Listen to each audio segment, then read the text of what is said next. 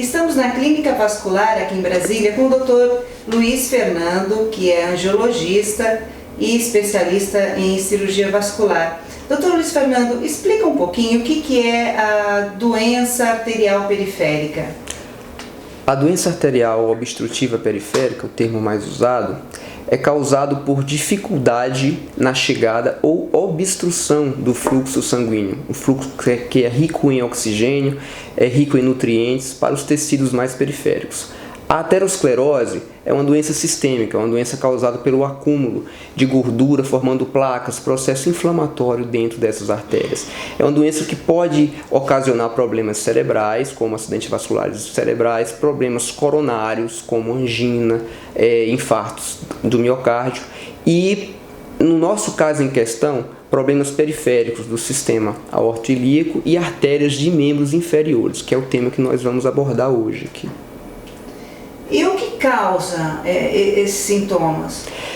Como é uma doença complexa, normalmente também são várias causas. É uma doença que tem origem por vários problemas, tanto genéticos quanto problemas também do dia a dia da população. O principal hoje é o fumo. O cigarro é associado algumas vezes a doenças do dia a dia como diabetes, como hipertensão arterial, problemas do sedentarismo tão comum na nossa sociedade, a questão de pacientes que, ou por tendência pessoal, ou por também hábitos, tem dislipidemias, que é alteração de colesterol, alteração de triglicérides. São todas essas as causas, ou individuais ou somadas, que podem promover, desencadear o processo ou agravar o processo de uma aterosclerose, de uma doença arterial periférica. A alimentação também interfere nisso? A alimentação também interfere, porque influi diretamente tanto na questão da dislipidemia, na formação do colesterol, dos triglicerídeos, na questão da hipertensão e principalmente num tipo de diabetes, que é o diabetes tipo 2, que é o diabetes que a pessoa ela vem adquirir durante a idade, na maioria das vezes por hábitos alimentares que não são apropriados. A pessoa que come gordura, isso pode parar? Essa gordura, eu emito, essa gordura para nas veias? É verdade. Nas artérias? Na verdade, assim, a gordura desempenha, sim, um papel importante no nosso corpo. Tanto é que existem gorduras benéficas e gorduras maléficas. Existem gorduras do azeite de oliva, que é uma gordura benéfica, a gordura da castanha, que é uma gordura benéfica. E existem gorduras maléficas, que são gorduras saturadas. Essa gordura, sim, em grande quantidade, ela pode, com o tempo, vir a depositar-se dentro das artérias, que é o vaso que nós estamos comentando em questão, e gerar uma reação inflamatória e, aos poucos, com o tempo, essa gordura, esse depósito vai aumentando, vai obstruindo e pode causar um problema arterial periférico. E quais as complicações de quem tem uma doença arterial periférica? As complicações vão desde complicações de qualidade de vida. A pessoa pode ter o sintoma que nós consideramos claudicação intermitente, que é aquela pessoa que caminha para curtas distâncias e tem que parar. Como aquele vaso ele tem um grau de obstrução, toda vez que é exigido da musculatura dessa pessoa, a pessoa tem que parar um pouco, retomar após essa caminhada. Isso prejudica, às vezes, a qualidade de vida dessa pessoa, porque alguns graus de claudicação são limitantes. Que ela sente dor? Sente dor. E há pessoas que sentem dor para curtas distâncias, 5, 10 metros, que a impedem de exercer atividades corriqueiras do seu dia a dia, dentro de sua própria casa. E essa doença são aquelas varizes grossas na perna, é isso? Não. Na verdade, a parte venosa é uma coisa. A parte arterial é o que nós estamos falando. Qual a diferença de veias e artérias? O paciente costuma confundir muito isso, colocando sempre isso como um problema circulatório, colocando tudo dentro de um mesmo caldeirão. As artérias é o que traz o sangue do coração, que já passou pelo pulmão, um sangue rico em oxigênio, rico em nutrientes, que traz para os tecidos, para oxigenar, para nutrir esses tecidos. Ela tem pulso, ela tem uma pulsatilidade. Ela tem uma bomba que está levando esse sangue até os tecidos mais distantes, que é o coração. Enquanto que as veias, do contrário, elas trazem esse sangue de volta para voltar novamente ao coração, ao pulmão e voltar todo esse sistema e retomar novamente esse sangue com nutrientes, com oxigênio.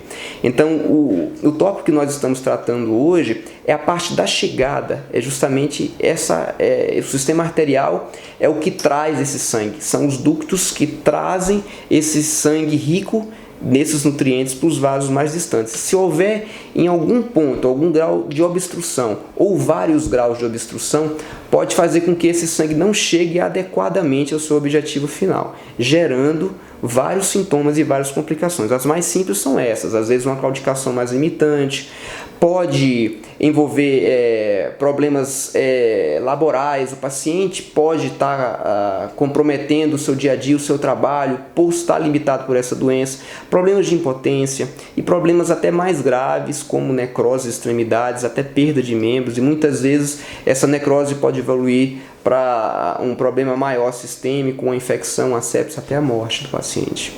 Então, mas como que ele sabe que ele tem isso? Ele começa a sentir dor, ele começa a sentir um mal-estar, ele começa a sentir um incômodo? Os sintomas são vários, na verdade. No caso da claudicação, é o principal, que eu já citei, que é a dificuldade de caminhar para determinada distância. A princípio, uma distância mais longa, o paciente às vezes relata que era um atleta, mas que agora não consegue completar suas atividades como fazia antes. Depois ele começa a queixar que está sentindo dor a distâncias médias, como 500 metros, 400 metros, e a tendência é dessa distância encurtando cada vez mais, podendo chegar a um grau extremo de dor até em repouso. Esse paciente com dor em repouso, ele não consegue, ele não tem uma posição, ele não precisa ter nenhuma postura do seu corpo para causar a dor. Ele tem a dor dia e noite, ele não consegue dormir, e é uma dor intensa, é uma dor como um infarto periférico, e daí a gente pode avaliar o transtorno que isso gera na vida desses pacientes. O diagnóstico normalmente é uma mistura de um diagnóstico clínico, a história do paciente, né, o profissional, que nesse caso é o angiologista, o cirurgião vascular, que é o profissional adequado para fazer esse diagnóstico. Ele vai colher essa história desse paciente, ele vai saber o que esse paciente está sentindo, ele vai saber quais as comorbidades, quais as doenças que esse paciente tem, se esse paciente é um diabético, se esse paciente é um hipertenso, se ele é fumante, de quanto tempo ele é fumante, se é um fumante pesado. Toda a coleta desses dados é importante. Associado à história e às comorbidades do paciente, o exame físico. Né? Só o profissional de saúde é capaz de fazer essa inter-relação, né? Juntar o exame do paciente junto com o seu quadro.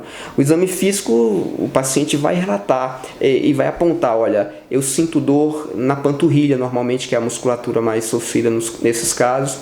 Às vezes o paciente tem alguma área de necrose, principalmente necrose em extremidades, nos dedos. Vai apresentar uma necrose, que aquela necrose não cicatriza, aquele ferimento não fecha. E associado a isso, às vezes o paciente diabético também, por ter essa dificuldade de cicatrização, também piora o quadro.